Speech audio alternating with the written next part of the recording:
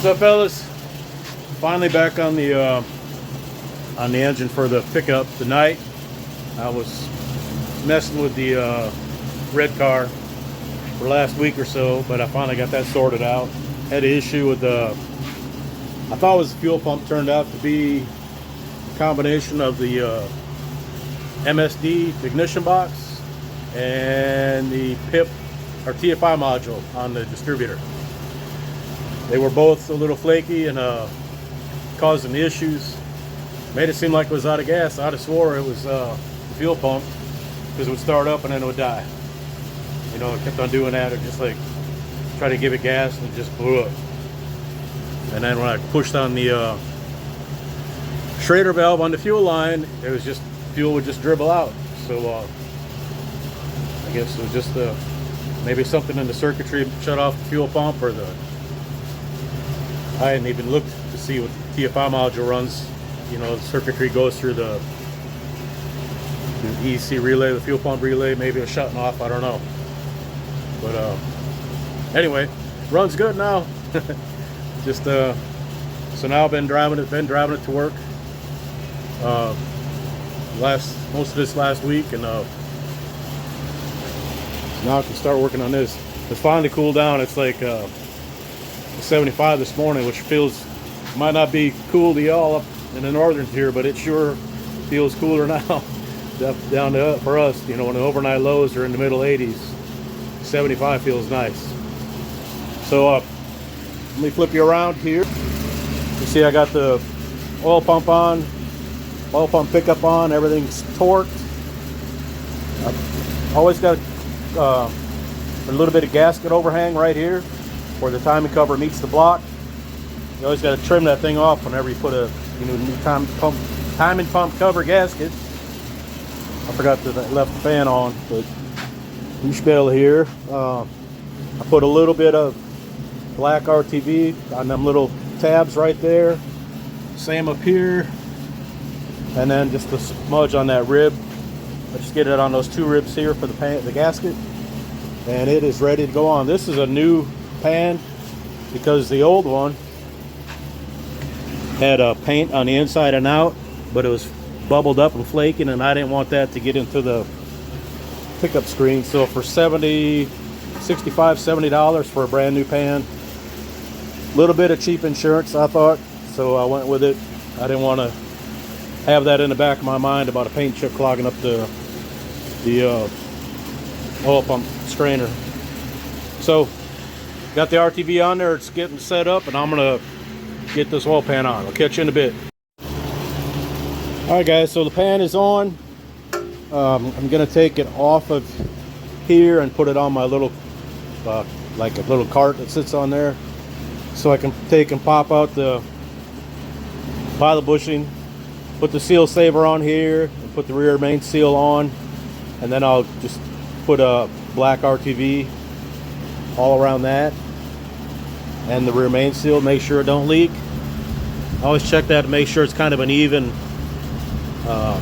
some around here, the way that seal is, the gasket, because sometimes if you glob a lot of RTV on there when you try to push the pan on, the gasket won't sit in the channel good because there's too much RTV in there.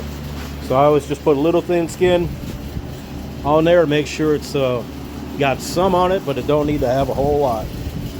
And then go through the sequence side to side, torquing down all these. Do it a couple times because the gasket's gonna settle, and then that part's done. All right, so let me get on the, I still got to drill the hole for the air charge sensor. That's got to go on this one. Apparently I grabbed the only lower intake that don't have a pad. There's normally a little pad right there for it, and this one don't. So but it'll still work. I can make it work. Just got to drill a hole and tap it. All right, catch you in the next clip. What's up, fellas? So we got the intake on. I have the seal saver installed. That's this thing right here. Comes a little chintzy cardboard box like that. I use this to install it. That gets it on. I use a dead blow hammer seems to work best to get it on and make sure you got an even lip around there.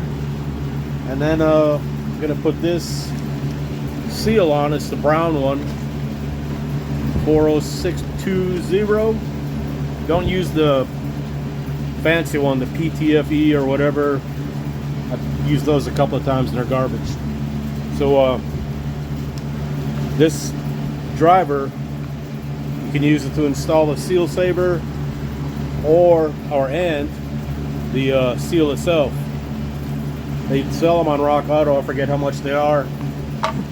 This thing is 10 bucks on Rock Auto. I thought I had a couple in my tub, so I went to digging around for it. I couldn't find it, so I had to run to O'Reilly's. 30 bucks for that. It's like, good Lord. I looked on Rock Auto and they're 10 bucks. So I put 3 of them in my cart. But that's ridiculous. So anyway, put the seal in, put some RTV around it, let it sit up, and then I'm going to put oil in it and run the oil pump. Make sure it's got oil pressure, it ain't leaking. It's always good to do that here before you get it in the car and find out you got issues and you got to take it back apart or take it out or whatever. Alright, so let me get back at it. I'll catch you in the next clip. Alright guys, forgot to mention yesterday when I was talking about the issues with the red car.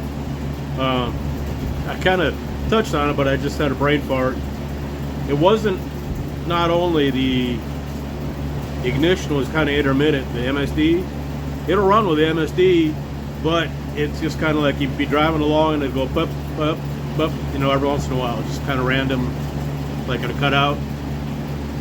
I don't know if that's 100% on the MSD or there's a connection a little loose. Shouldn't be, because I soldered everything, but you know, stuff can work loose. The main culprit that really stumped me for a while was the fuel pump relay, because it would drive, and again, you know, the first time, or when the car first acted up, I was going to work one morning and I got up to the gate and it started running funny. I got it out of the way and had to go get it later on that afternoon. Well, it so happened again, I changed out the TFI module, thought I had it licked after swapping the fuel pump. So I got a couple of gallons of gas in the car. I'm gonna go on base because that's closest to get gas, and I get up to the gate, the car dies, and then it wouldn't restart. So this time the cops pushed me out of the way, and then I waited like a minute and I tried it, it started right up. I go up, I get gas, starts up, leaves.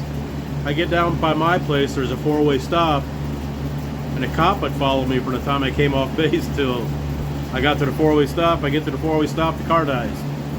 You know, cops right behind me. No biggie, right? So the car dies, then it won't start. Well, when I turned the key on trying to start it one time, I noticed the fuel pump wasn't coming on. So I turned the key off, I got out of the car, go back and tell the cop, I said, look, it just died, I don't know what's going on.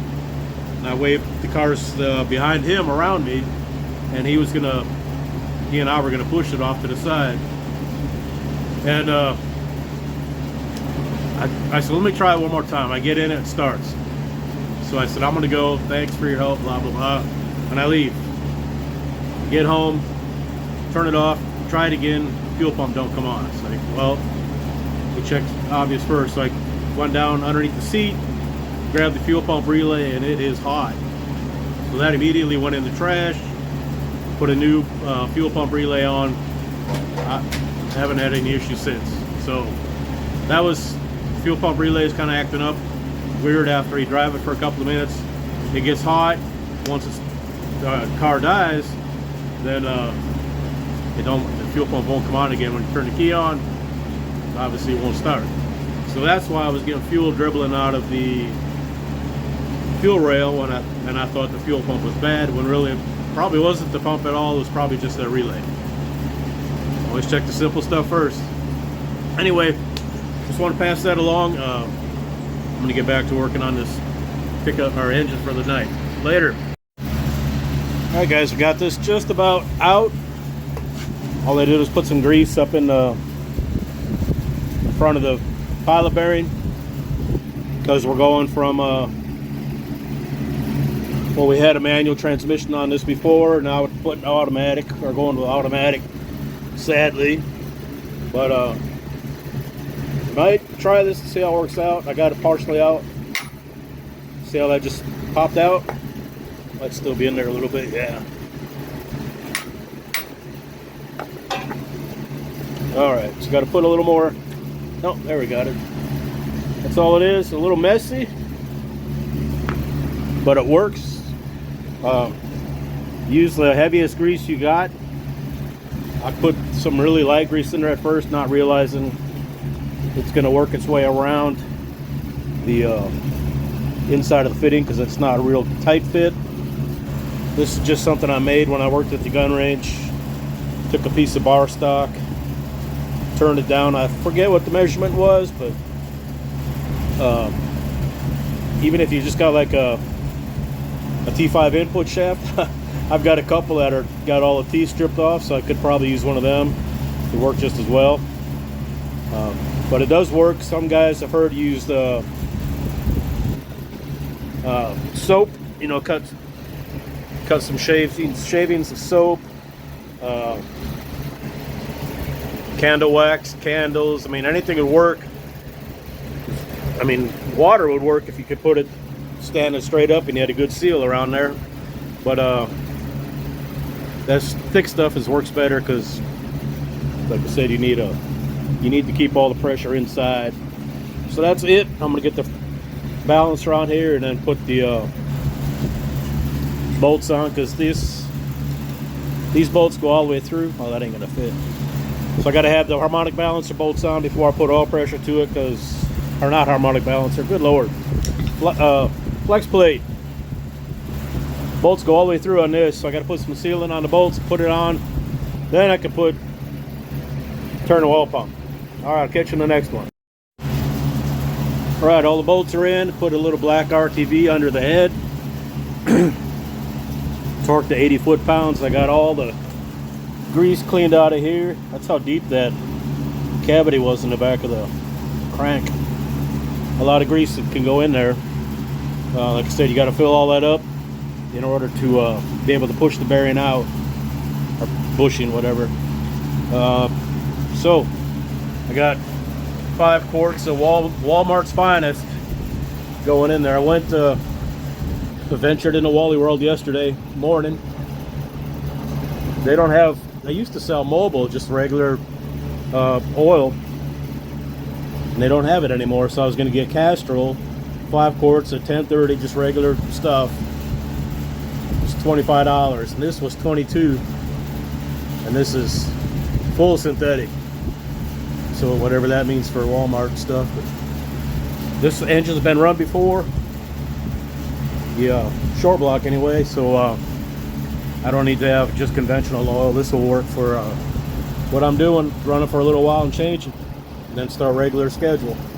All right, let me run the pump on here, see how it works out. Catch you in a minute. All right, fellas, had to redo this part. For some reason, the phone recorded it this way instead of this way. But I had the gauge on it, and it made 60 psi. You can see that little stream of oil coming down there. That is going right on the distributor shaft, so should help the oil pump, or the gear get plenty of lube on it. I spun the engine over a couple rotations as I was running the oil pump. So far, no leaks, nothing like that going on. Before I was thinking I put the engine in today, but then I started thinking, well, maybe it's better to replace that while I've got the engine out. Kind of glad I did, because it's nasty. Of course, I expected that somewhat, but it's easier when I can crawl in here and sit next to it, try to get all that out. So I got to vacuum that out. I've got the new, I forget what that's called, but this thing's new. I have to get a new one of these. I think that's the receiver dryer. The low pressure switch turned off by hand. The thread's all boogered up on it. So I gotta get a new one of them too. This thing's turning into a money pit. Jesus. But I was thinking the other day, if I wouldn't have bought this, I could be driving around a trooper car already. But no serious buyer's remorse. I got a new fan motor on it. I had to go to the junkyard 2 weeks ago. I got a fan wheel because the old one was chewed up. And Rock Auto, they offered 2 different kinds depending on if it had factory air or dealer installed air. And I think it was dealer installed, but I wasn't sure, so I just went, found an F-150 there, took the fan motor off it, put it in here, and it fit. So I said, okay, all I need to do is get a new motor just to make sure the motor will be good. And so that's what I did. So that's installed. Gonna clean that out, put the new one in there. I pressure washed all this and I red painted it with rattle can so it looks better. I'm gonna put the AC condenser in before I put the motor in, and then once the motor's in, I can put all the doodads on that I've got in the back. You know, the new radiator, all the front dress, the fuel lines are right there on these. They come up from the back.